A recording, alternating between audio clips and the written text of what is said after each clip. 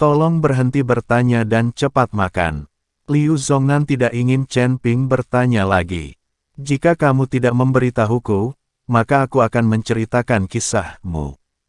Chen Ping kembali mengancam Liu Zongnan untuk pergi ke dunia luar. Ketika Liu Zongnan mendengar ini, dia menghela nafas tak berdaya dan berkata, sebenarnya, penjara kota bis ini bukanlah tahanan sama sekali, tapi barisan besar yang menyerap jiwa. Pohon kuno itulah yang menyerap kekuatan spiritual biksu di dalam SL. Setelah kekuatan spiritual terkuras, biksu tersebut akan mati. Kekuatan spiritual yang diserap disimpan di pohon-pohon kuno dan kemudian digunakan untuk budidaya oleh orang-orang di rumah tuan kota. Bis City memiliki sumber daya yang relatif sedikit, jadi orang-orang G di istana tuan kota hanya bisa berlatih dengan cara ini. Ini adalah rahasia rumah tuan kota. Jika Tuan Zhang tidak memberitahuku, aku tidak akan mengetahuinya. Kamu tidak boleh berbicara omong kosong. Liu Zongnan memperingatkan Chen Ping, takut Chen Ping akan memberitahunya. Bagaimanapun, ini adalah rahasia tingkat tinggi dari istana penguasa kota. Jika ini menyebar, kota binatang akan berada dalam kekacauan. Ketika Chen Ping mendengar ini, dia segera mengerti mengapa peraturan di kota binatang ini begitu ketat. Jika dia membuat kesalahan sekecil apapun, dia akan dijebloskan ke penjara. Ternyata ada konspirasi di baliknya. Pantas saja Chen Ping merasa seperti akan mati karena kelelahan sate melihat saudara laki-laki Yao Mei. Dan jejak hisapan yang terlihat di dalam sel ternyata adalah jejak Yan Ge menyerap energi spiritual di tubuh biksu tersebut. Dan itu masih tidak terlihat, membiarkan para beku terkuras kekuatan spiritualnya dan mati. Pada saat ini, Chen Ping tiba-tiba tertarik pada pohon kuno itu. Tapi pohon kuno itu berada di tengah dalau, dan Chen Ping tidak mungkin bisa mendekatinya. Jika dia memasuki penjara dengan berkunjung, akan sulit bagi Chen Ping untuk mendekati pohon kuno itu. Lagi pula, waktu berkunjungnya sangat terbatas. Chen Ping sedikit mengernyit, berpikir dalam-dalam. Sekarang, selama dia melanggar aturan kota binatang dan di penjara, Chen Ping akan punya waktu dan kesempatan untuk mendekati pohon kuno itu. Ketika saatnya tiba, sama saja ketika Anda mencari kesempatan untuk melarikan diri. Chen Ping telah mengamati formasi di sekitar penjara. Sangat mudah bagi Chen Ping untuk menerobos formasi dan pergi. Selama makan ini, Chen Ping makan sedikit dengan linglung, fokus pada pohon kuno. Serap kekuatan spiritual para biksu dan simpan di pohon kuno. Pohon kuno lebih berharga daripada sumber daya lainnya. Setelah makan, Chen Ping mengikuti Liu Zongnan keluar dari kotak. Saya kebetulan melihat Qi Yuyu keluar dari kotak Tianzi bersama beber apa teman. Chen Ping dan Liu Zongnan di depan, dan mereka di belakang, menuruni tangga bersama-sama. Minggir, minggir, kamu merengek seperti babi. Seorang biksu muda berteriak keras, meminta Chen Ping dan Liu Zongnan memberi jalan. Meskipun Liu Zongnan sangat marah, dia tetap mencondongkan tubuh ke samping. Chen Ping berdiri tak bergerak, lalu menoleh ke arah biksu yang berteriak itu dan berkata, apakah ini rumahmu? Tidak, kata biksu itu. Ini bukan rumahmu. Kenapa aku harus memberi jalan untukmu saat kamu berteriak? Panggil saja aku ayah dan aku akan memberi jalan untukmu. Kata Chen Ping kepada biksu itu. Brengsek. Biksu itu merasa cemas dan ingin mengikuti petunjuk Chen Ping. Namun, dia dihentikan oleh Qi Yuyu, jangan tertipu. Dia sengaja memprovokasimu dan memintamu melakukannya. Kamu akan tertipu begitu kamu melakukannya. Ketika biksu itu mendengar ini, dia segera mundur beberapa langkah. Nak, kamu pikir kamu ini siapa? Tidakkah kamu melihat bahwa Liu Zongnan juga menyerah dengan patuh? Sekarang minggir dan panggil aku, Tuan, dengan hormat, dan aku tidak akan memukulmu. Qi Yuyu memandang Chen Ping dan berkata dengan arogan. Mereka yang mengikuti di belakangnya pasti akan dihukum, tapi tidak apa-apa jika dia melakukannya, jadi Qi Yuyu berencana melakukannya sendiri. Persetan denganmu. Chen Ping meraih kerah Qiuyu dan membuangnya. Bang! Tubuh Qiuyu jatuh langsung dari lantai atas, menghancurkan meja Daen membuat lubang yang dalam di tanah.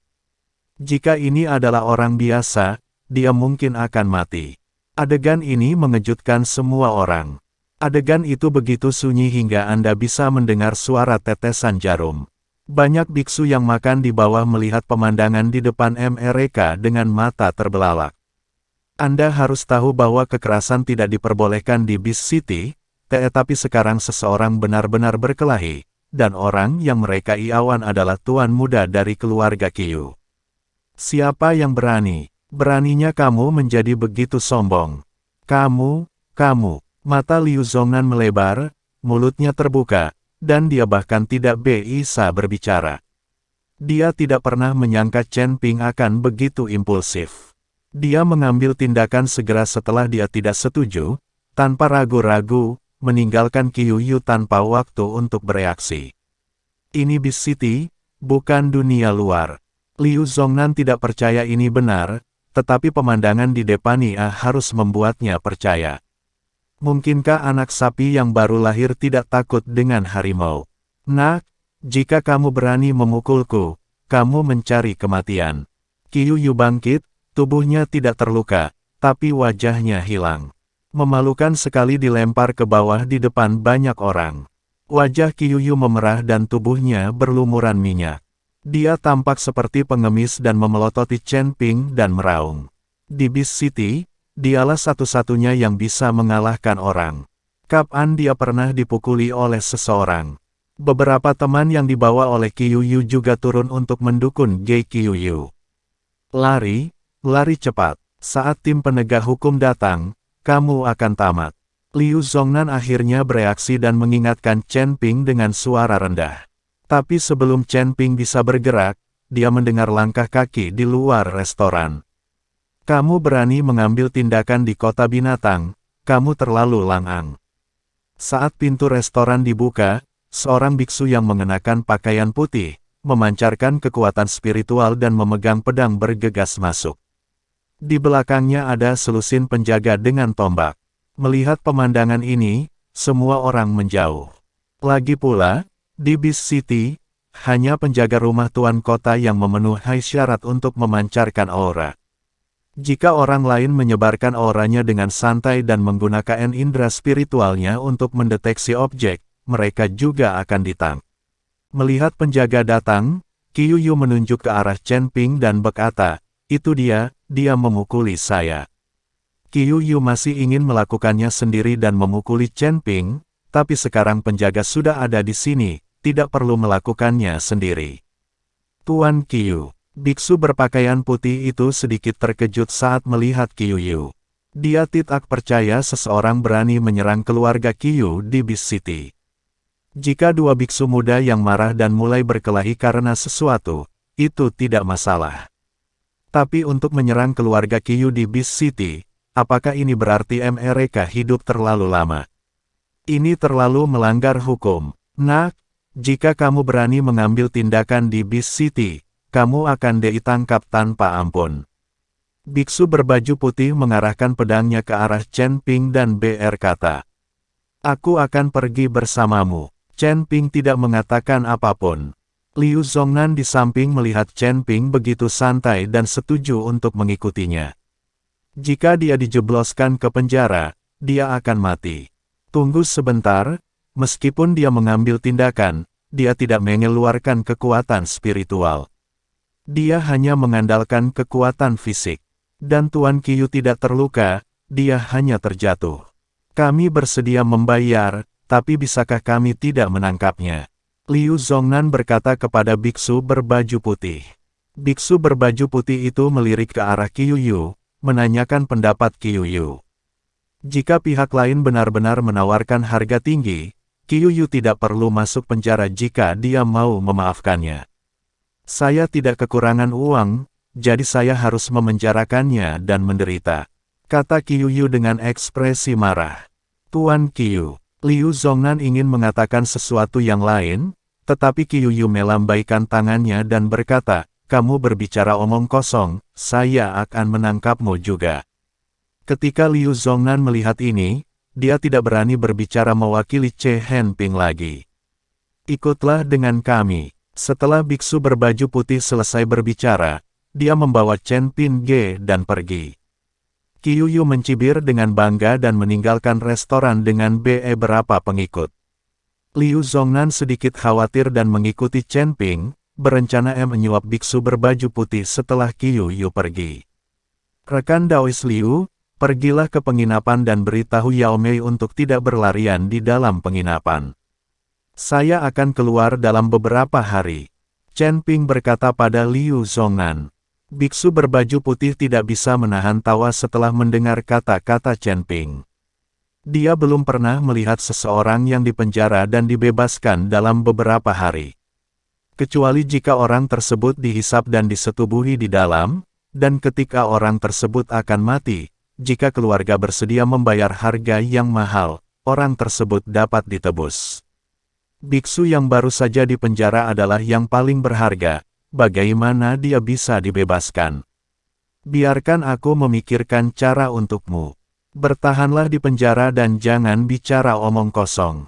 Aku akan mencari Tuan Zhang dan memikirkan cara. Dia pasti punya cara untuk menyelamatkanmu. Liu Zongnan memperingatkan Chen Ping. Dia tidak takut Chen Ping akan masuk penjara.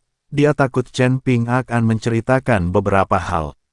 Jika berita itu sampai ke istana Tuan Kota, mereka akan hancur. Kamu tidak perlu memikirkan cara untuk menyelamatkanku.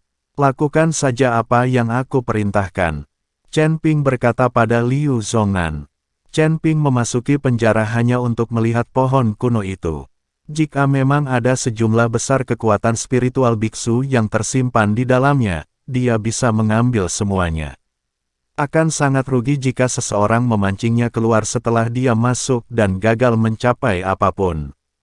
Jadi Chen Ping tidak membiarkan Liu Zongnan mengendalikan dirinya. Jika dia ingin pergi, dia dapat dengan mudah meninggalkan penjara. Formasi yang mengelilingi penjara tidak berguna bagi Chen Ping. Liu Zongnan tidak mengerti apa yang ingin dilakukan Chen Ping, tapi karena dia tidak diizinkan menyelamatkannya, Liu Zongnan hanya bisa melakukannya. Chen Ping mengikuti biksu berbaju putih itu ke penjara yang terbungkus kabut putih. Biksu berbaju putih segera menyerahkan Chen Ping setelah berkomunikasi dengan Kapten Zhou di penjara. Kapten Zhou memandang Chen Ping, sedikit mengernyit dan berkata, "Mengapa anak Anda terlihat familiar? Sepertinya saya pernah melihatnya di suatu tempat. Wajahku yang populer mungkin terlihat familiar," kata Chen Ping. Dia tidak ingin kapten mengenalinya minggu ini. Dia baru saja masuk penjara kemarin dan ditangkap hari ini. Mari ikut saya. Kapten Zhou memimpin Chen Ping menuju sel bawah tanah. Tanpa diduga, kali ini, tempat pemenjaraan Chen Ping sebenarnya adalah sel yang sama dengan tempat Chen Ping mengikuti Yao Mei kemarin. Mungkin banyak biksu di sel di sini yang telah meninggal dan masih ada ruangan tambahan. Setelah memasukkan Chen Ping ke dalam sel, Kapten Zhou berkata, "Wah, tidak ada aturan di penjara. Selama kamu tidak melarikan diri, kamu dapat melakukan apapun yang kamu inginkan. Jangan berpikir untuk berlatih di sini. Tidak ada energi spiritual sama sekali. Istirahatlah yang nyenyak di dalam sel. Seseorang akan membawakanmu 3 kali makan. Jika kamu tidak memiliki energi spiritual, kamu tidak akan mati kelaparan. Akan ada waktu tertentu bagimu untuk keluar dan mencari udara segar. Kamu tidak perlu melakukan apapun. Di sini lebih nyaman daripada di luar." Jika Chen Ping tidak mengetahui tujuan penjara ini, dia akan berpikir bahwa perawatan di sel ini sangat baik. Dimengerti. Chen Ping mengangguk. Setelah kapten pergi minggu itu, saudari tetangga angkat bicara, "Rek An Tao, mengapa Anda ditangkap? Mengapa suara Anda terasa familiar bagi saya?" Karena ada tembok, saudara laki-laki Yao Mei dapat mendengar suara Chen Ping, tetapi tidak dapat melihat Chen Ping. "Saya baru saja memukul seseorang, lalu saya dipenjara. Saya tidak tahu berapa lama." "Rekan Tao, Mengapa kamu di penjara? Chen Ping bertanya pada saudara Yao Mei. Hei, saudara Yao Mei menghela nafas, saya menemukan seorang kultivator wanita dan berbicara tentang menjadi mitra kultivator ganda. Kami pernah berlatih kultivasi ganda bersama, tetapi dia meminta saya 100 koin spiritual emas ungu. Bagaimana saya bisa memiliki begitu banyak uang? Dia menggugat saya karena memperkosanya, dan kemudian dia ditanlap. Sungguh sial,